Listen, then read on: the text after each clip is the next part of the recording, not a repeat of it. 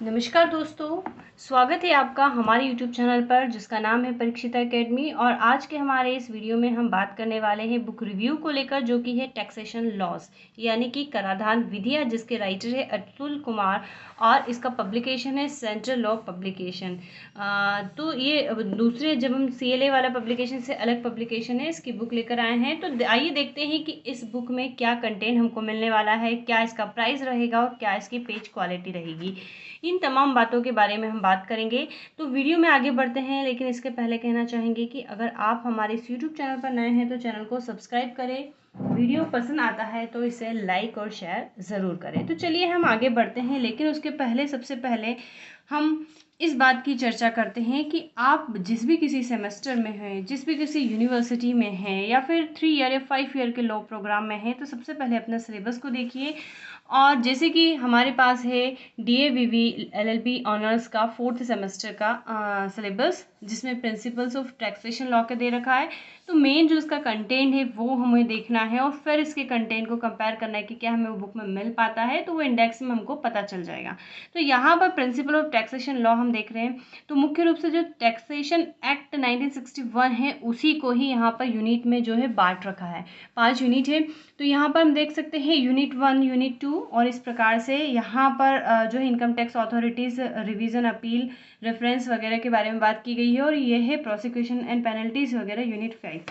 तो यहाँ पर ये सिलेबस हमारा होने वाला है और यहाँ पर जो है बुक भी सजेस्ट करके दी गई है, तो ये बुक्स रहने वाली है। तो हम यहाँ पर जो हमें मिली है वो लेकर आए हैं। हमें CLA पसंद है उसकी लैंग्वेज, लेकिन हमें वो नहीं मिली, तो हम यहाँ पर ये लेके आए हैं। तो चलिए हम इसके बारे में बात करते हैं। तो सेंट्रल पब्लिकेशन की बुक है ये, इसका है फ्रंट पेज, हम देख सकते हैं। और अब हम आ जाते हैं इसकी सबसे बड़ी जो इम्पॉर्टेंट चीज़ है, प्राइस भी। तो यहाँ पर इसका पब्लिशर हम देख सकते हैं, ये है हमारा एडिशन। तो ये 2024 का ही एडिशन है, लेटेस्ट एडिशन है, और इसका प्राइस है 340। हमें 20% लेस पर ये बुक मिली है इंदौर से।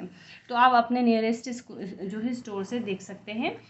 ये ज़रूरी नहीं है कि आप इसी राइटर की बुक लेके आए। सबसे इम्पोर्टेंट कंटेंट आपको जो भी इजी लगे आप ला सकते हैं। तो चलिए हम यहाँ पर इसके कंटेंट को देख लेते हैं। तो अब इसके कंटेंट में ये जो दे रखा है ये मेन हेडिंग है और ये सब हेडिंग है। तो ये आपको हमको अंदर देखने को मिलने वाली है। तो अंदर देखने की हमें ज़रूरत नहीं, यहीं से हमें सब कुछ पता चल जाएगा।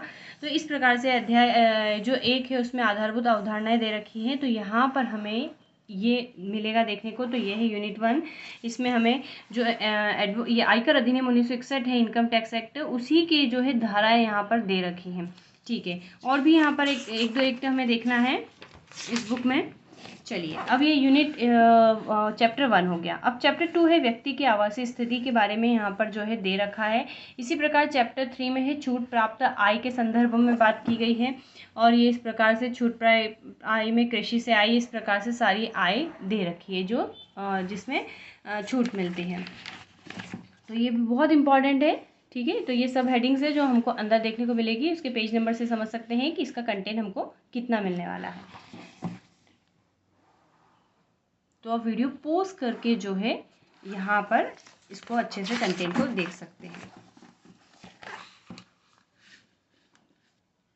तो यहाँ पर ये हमको यहाँ तक मिलेगा, यहाँ तक। ओके, चलिए अब चैप्टर नंबर 4 में बात की गई है वेतन से जो आय होती है उसके बारे में यहाँ पर बताया हुआ है। तो ये सब कुछ हमें देखने को मिलेगा।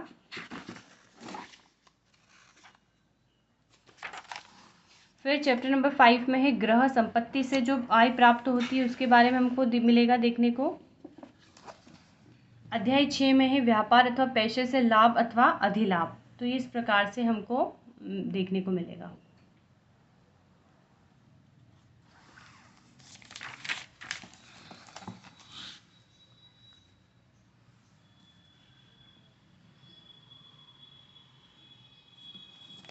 और पेज नंबर से आप पता लगा सकते हैं कि बुक में कितने पेजेस में हमको कंटेंट देखने को मिलेगा।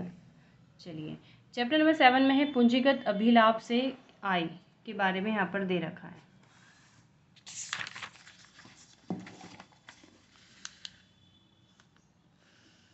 तो ये इतना हमें कंटेंट मिलेगा। चैप्टर नंबर 8 है अन्य स्रोतों से आय। चैप्टर नंबर 9 है आय का संयोजन। तो ये कंटेंट रहने वाला है।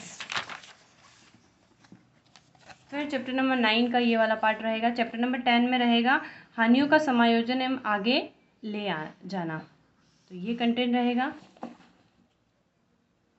फिर है चैप्टर नंबर 11 में है सकल कुल आय में से कटौतियाँ।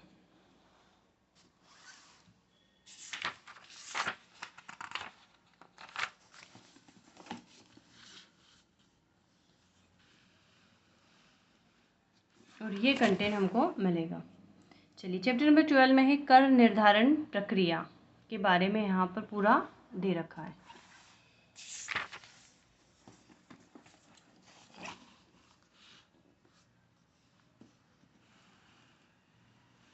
चैप्टर नंबर 13 में है स्रोत पर कर की कटौती तथा अग्रिम कर।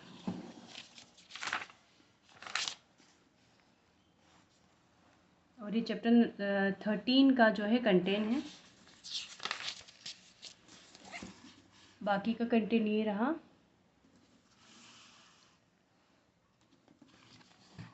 चैप्टर नंबर 14 में है आयकर प्राधिकारी, ये इतना मिलेगा हमें। चैप्टर नंबर 15 में है कर नियोजन तथा कराधान में नीति शास्त्र, और ये बाकी का कंटेंट। चैप्टर नंबर 16 में मिलेगा हमें विविध प्रावधान, और ये इसका बाकी का कंटेंट। फिर संपत्ति कर अधिनियम स्टार्ट हो रहा है, तो इसके भी चैप्टर से संपत्ति कर का करारोपण यहाँ पर हमें देखने को मिलेगा। फिर चैप्टर 2 में मिलेगा संपत्ति कर अधिनियम 1957 के अंतर्गत मूल्यांकन। चैप्टर 3 में है कर निर्धारण प्रक्रिया इस अधिनियम के तहत, और वहाँ पर इनकम टैक्स एक्ट था। ये इतना कंटेंट हमको मिलेगा।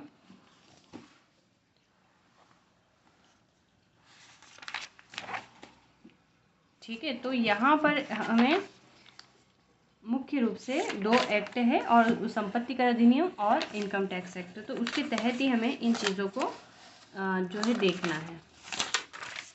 और फिर यहाँ पर हमारा जो स्टार्टिंग था विषय वस्तु का, वो स्टार्ट हो जाएगा। तो यहाँ पर ये इसकी लैंग्वेज रहने वाली है, और पेज क्वालिटी अच्छी है,